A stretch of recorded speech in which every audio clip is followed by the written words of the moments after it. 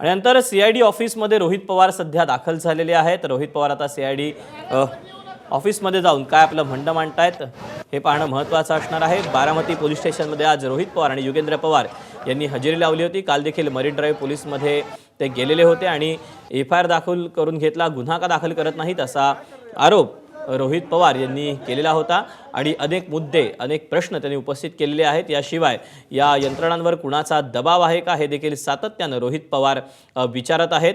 रोहित पवार सध्या सीआयडी ऑफिसमध्ये दाखल झालेले आहेत।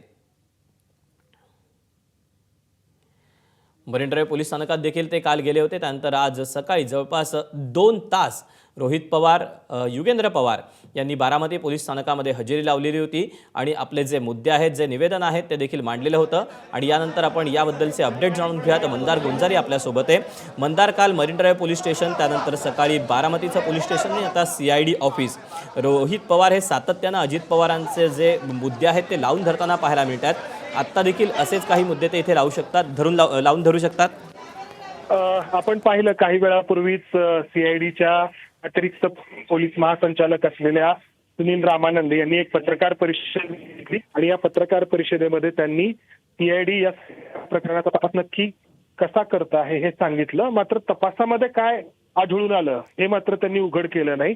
आणि आता त्यानंतर काहीच वेळामध्ये रोहित पवार या ठिकाणी पोहोचलेले आहे। रोहित पवारांच्या काल मुंबई मधलं पोलीस स्टेशन असेल, आज बारामती मधलं पोलीस स्टेशन असेल आणि आता सीआयडीचं ऑफिस असेल, तपासावरतीच ते प्रश्नचिन्ह निर्माण करतायत आणि राज्याच्या गृह विभागाला या सगळ्या प्रश्नांची उत्तर देणं भाग पाडण्याचा त्यांचा हा प्रयत्न आहे। आणि त्यामुळेच रोहित पवार इथे येणार आहेत हे समजल्यानंतरच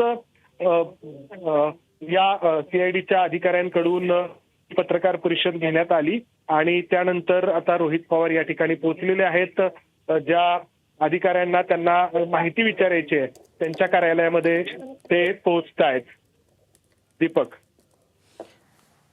मंदार, धन्यवाद। अपडेट घेतच राहू।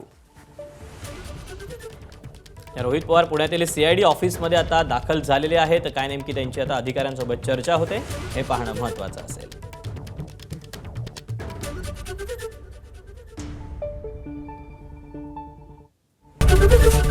एबीपी माझा, उघडा डोळे बघा नीट।